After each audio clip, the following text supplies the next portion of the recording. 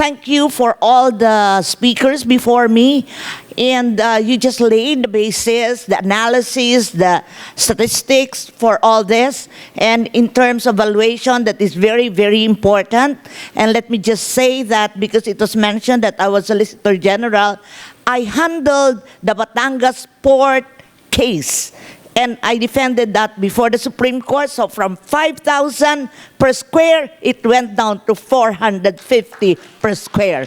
The real value.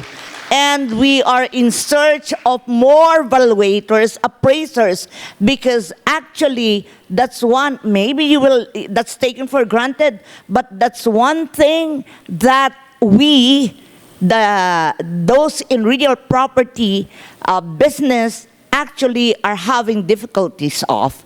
And thank you also that we have professionalized the profession that is connected with real estate business. Thank you, thank you, thank you. Anyway, well, we have a lot of things happening in Central Luzon and in Pampanga. Our poverty rate is actually 2.9%. So it's a bustling economy. It's a very, very active economy. Now, to make things a little more lively and shorter than if I were to share it, let me just play my video. Nestled in the heart of Central Luzon, Philippines. In the next few minutes, we'll explore the key elements that make Clark the preferred destination for investors and tourists alike. Let's embark on a journey through the expansive landscape of Clark.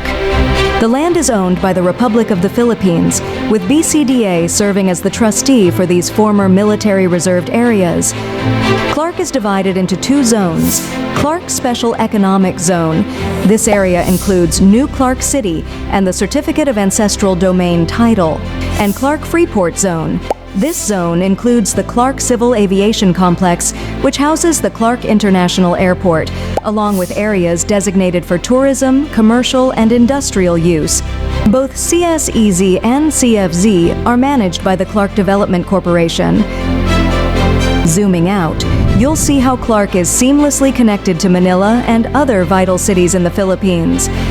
But that's not all. Clark's influence extends beyond borders. Let's take a look at its position in the grand scheme of Asia.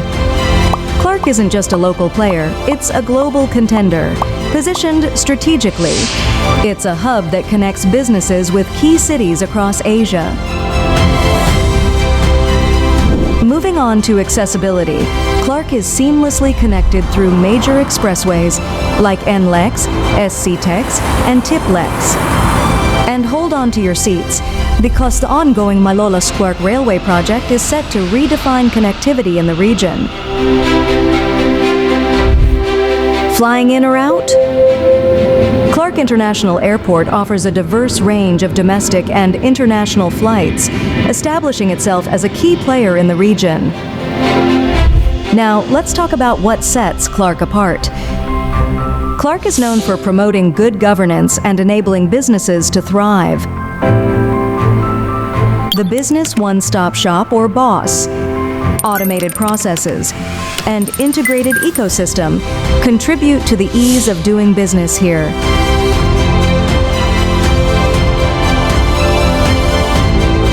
In addition to these attributes, Clark also prioritizes ensuring security and safety, encouraging projects that are eco-friendly, and preserving urban green spaces. Competitive labor and utility rates enhance the opportunities, offering businesses a cost-effective environment to thrive.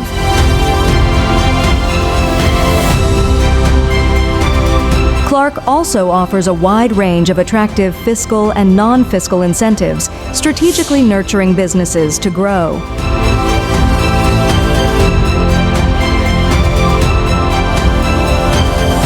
Beyond its boundaries, Clark emphasizes collaboration with diverse stakeholders, fostering business interdependence and shared success.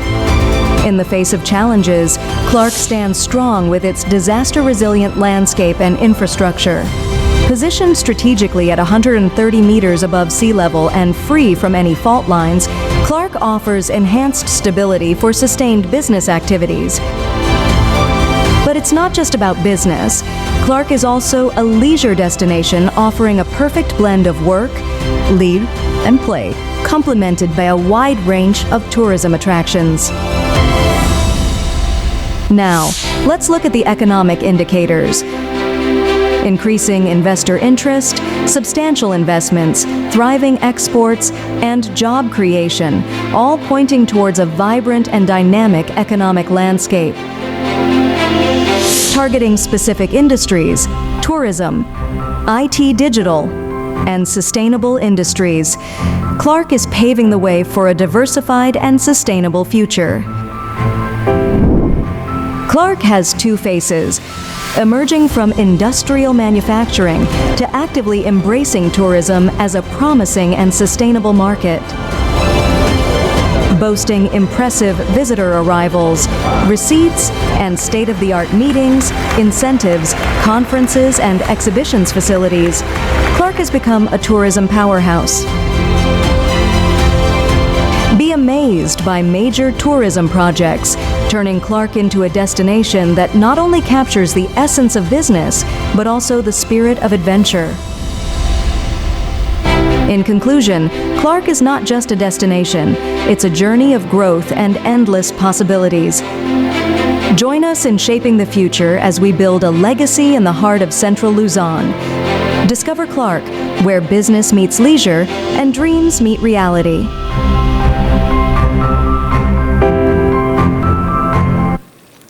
So, ladies and gentlemen, the invitation is dream with us, because your dreams will turn into reality. Now, let me just give emphasis on what Clark Development Corporation does. And we were actually created under a law. And therefore, in that law, we were given the powers of the LGU, or the local government units, so that our business permits are all issued by the Clark Development Corporation.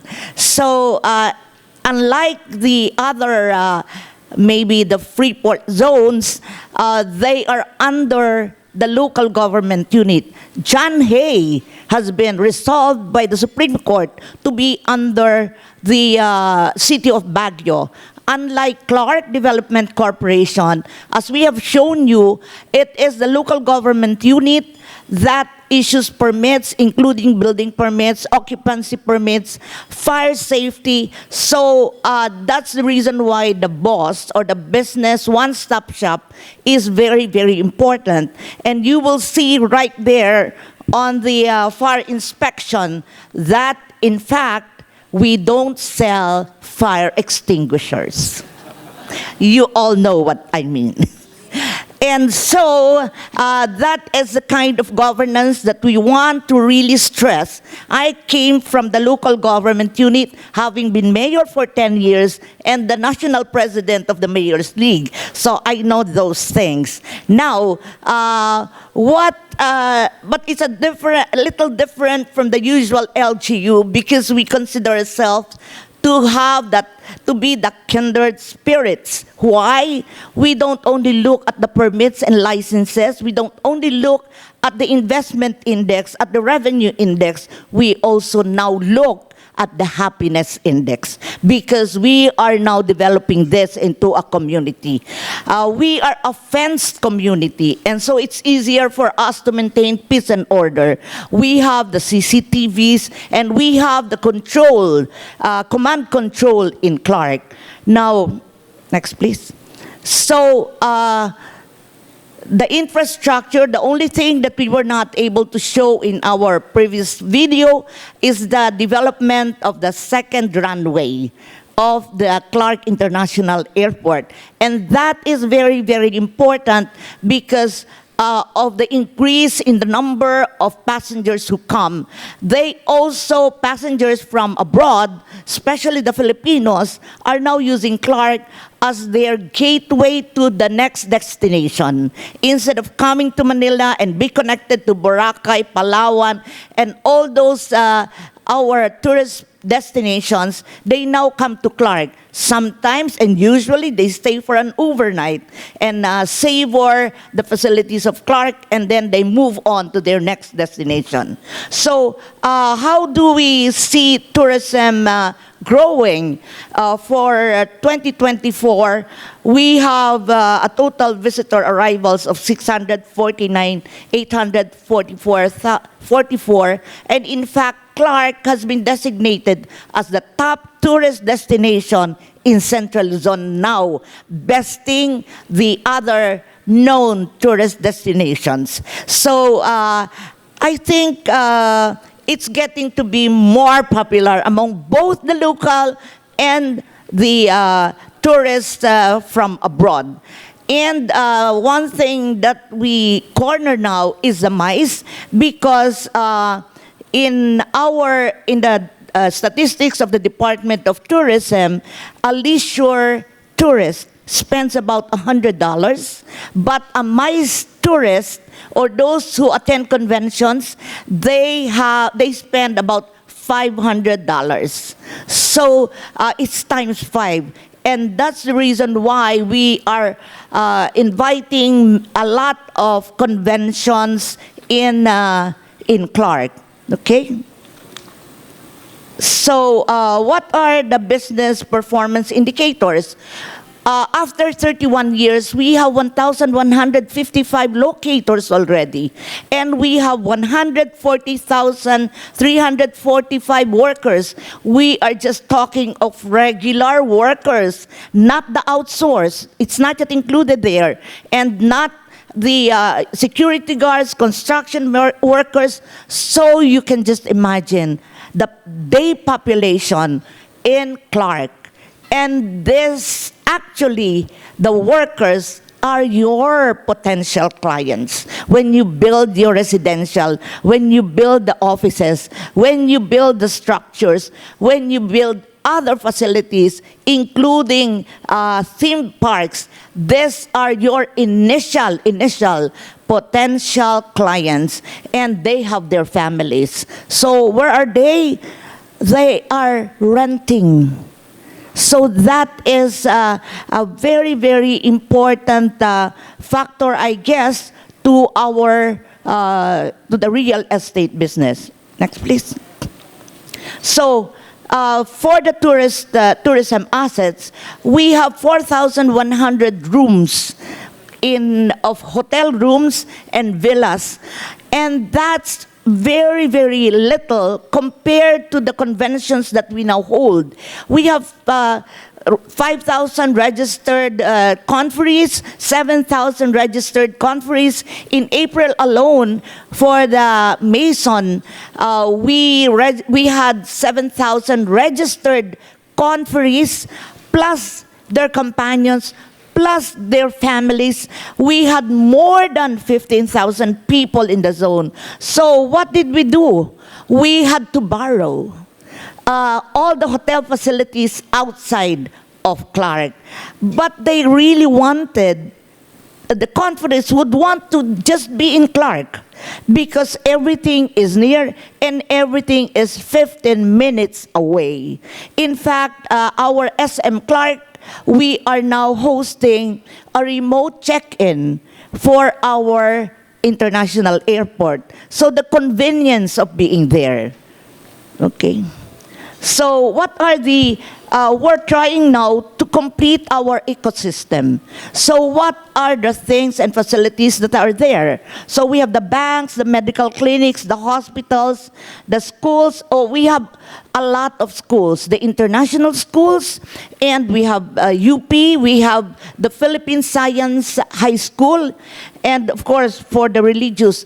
And we have opened the Nayong Pilipino, the Baraswain Church, and we shall be having regular masses already starting October. In fact, we had the Simbang Gabi last year, and we will repeat that. So as you see, the facilities are getting to be completed.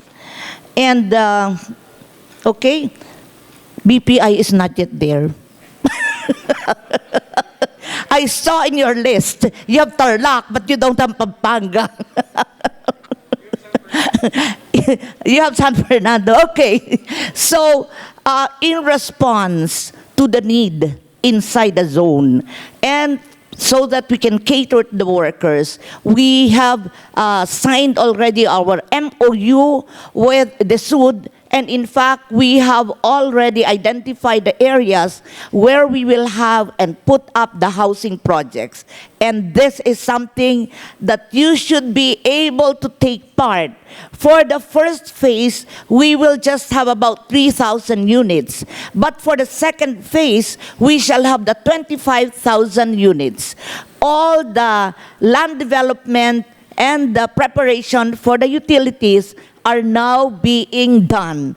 The first phase, it has an existing utility facilities. That there is already water, there is already the electricity connection. So it's really ready.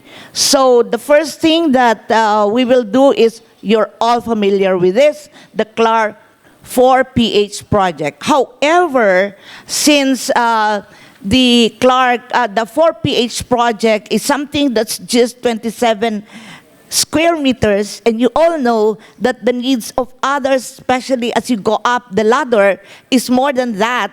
We are now coming up with a housing fair so that there will be opportunities for others who would like to have more than 27 square meters as their condo unit. We will be communicating with Richard so that he, in turn, he can download the information, and hopefully that you can all participate. It does not necessarily mean that you should have your housing project in the Pampanga region or Pampanga province or in Central Luzon, because people now are looking for second homes. And also resort homes. So these are the things that they will be looking for. Even the top executives of the different companies are looking for more homes. So what are the things that are now very important to us? It is the completion of more of our ecosystem. We are now building the multi-specialty medical center. The First Lady actually did the groundbreaking. It's now being built, and so we shall have the heart center, the lung center, the children's hospital, the cancer institute, and the trauma. So hopefully this can also entice more people to invest. So just to show you how robust the economy in Clark is, with the 2,000 plus hectares that has been developed by Clark Development Corporation, our revenue for 2023 already reached 5.7 billion for that small area. And we continue to have investors. So what is our strategy? What is the strategy that we adopted? As we increased the demand for tourism assets, we also looked at the industrial group, and we encouraged them to expand. We may not have too many investors, new investors, but our investors who are there right now have started to expand. And now, to respond to the lack of rooms for our tourists, we now have, go back please, we now have some business hotels. I saw Go Hotel. You're not there yet. Because we have a lot of sports events, and especially the cyclists. We have 25-kilometer bike lane, and so we have all the motorcyclists, the bike cyclists. And that's every weekend, we have more than 1,000 of a group going up to 15,000 groups. In fact, the Vespa World Day is being considered to be held in Clark. That's a few years from now. So again, we showed you the ongoing construction of the two Henry and the Wyndham Garden Hotel are all business hotels. Now, and Hilton is expanding and adding another 300 to 600 rooms because the front is 300, another wing is being constructed, and that's another 300.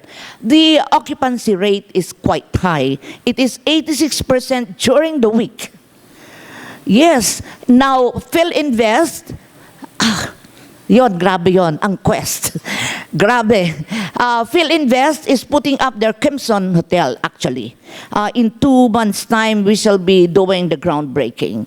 So, and we have more, but naka-NDA pa kami. Okay, now this is an example of an expansion. It's an integrated eco-township, and it is investing 15 billion. So, and then we have also the National Museum that is not transferring but opening a branch there, and the back office will be there. They are now using the old Air Base Hospital, and that the architectural design of this has been featured in many architectural magazines. Now it's being repurposed as the National Museum, and the planetarium will be put up there too. So it's just like when we were kids, going to Manila for the National Museum and the planetarium. You will find that in Clark as well. Now, we talked about the uncompetitiveness of power, and that is one area that we have identified to be part of those heightened readiness.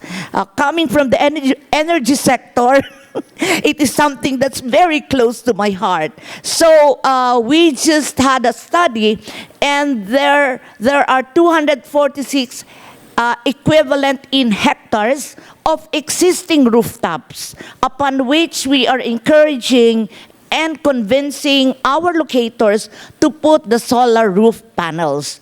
Because out of that, we will be able to generate 246 megawatts. It's really a one-on-one.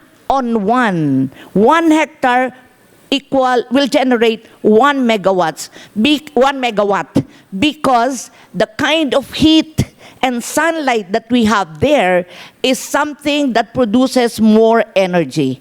So we already have documented our participants, and our participants actually